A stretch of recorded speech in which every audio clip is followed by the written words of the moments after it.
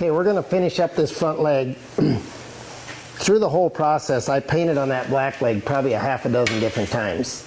And I think it's important to do it that way simply because, you know, I think it's important to paint, step away, look. You want that thing, you want to imagine what the judge is going to see when you send that calf to the ring. While you're painting and this paint's coming out of a can fresh, it has a little different shine to it. And if you got part of that leg that's dry and part of it that's still damp, I don't think you'll get a good vision of what the judge is going to see. So I like to paint, go work on something else, come back and add to it, stay off the areas that already look as close as they need to be as matching this body. And so that being said, we're gonna paint this front leg. You kind of seen us do it from scratch. The roto brush and the blowing it so the hair wasn't napped together. On this particular steer, we used our firm adhesive, I think. Yes, we did. We used firm adhesive. We always are using a steel comb when we're dressing. We used a full tooth comb simply because the steer's leg hair is about gone and we're starting over for this summer's county fair run with this calf. So with all that being said, we spent a lot of time on this leg.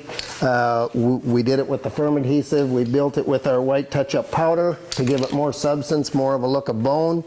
Right at the end, we added Pro Enhancer, which is a follicle builder.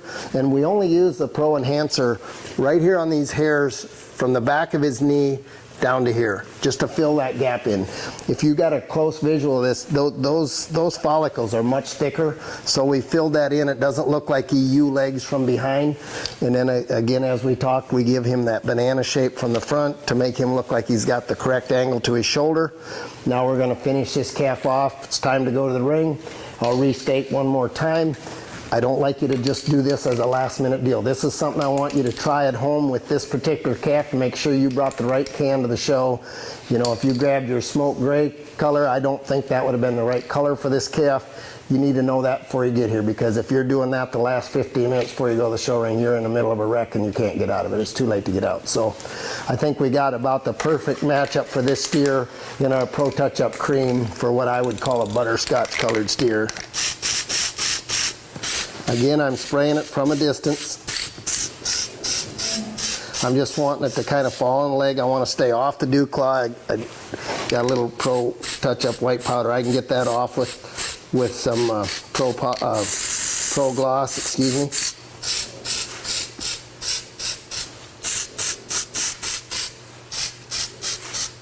me. We oil their feet on these off-colored cattle. We don't go in the...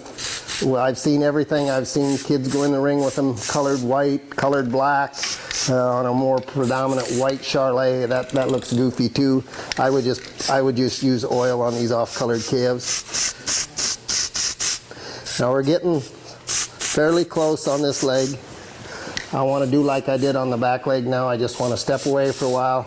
I want to let that dry. In a real setting, I would go to that side of the steer now and work on those legs. I just go right around the horn, let this dry like we let that dry several different settings. We went back to the leg and touched up where it needed touched up.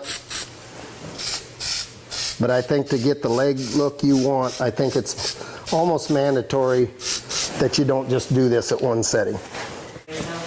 As you notice, we did this leg, and quite honestly, 5 minutes ago, this leg looked more blended to this calf's body than it does right now. And I think it goes to with what I said about now the paint's had the Pro Touch Cream has had a chance to dry, and it takes on a little different shade. So that's why this calf's not done. That's why I want to get this calf dressed, and I want to get the paint on these legs early in the process so I got him right when he goes. I don't want to depend on myself to get this done just spur of the moment.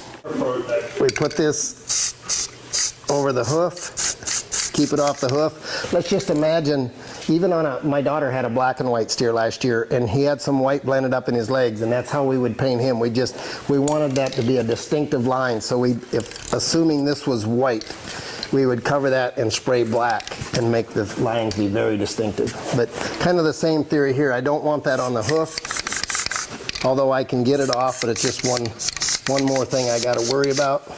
I don't want it on his dew claw. We getting close? Mm-hmm.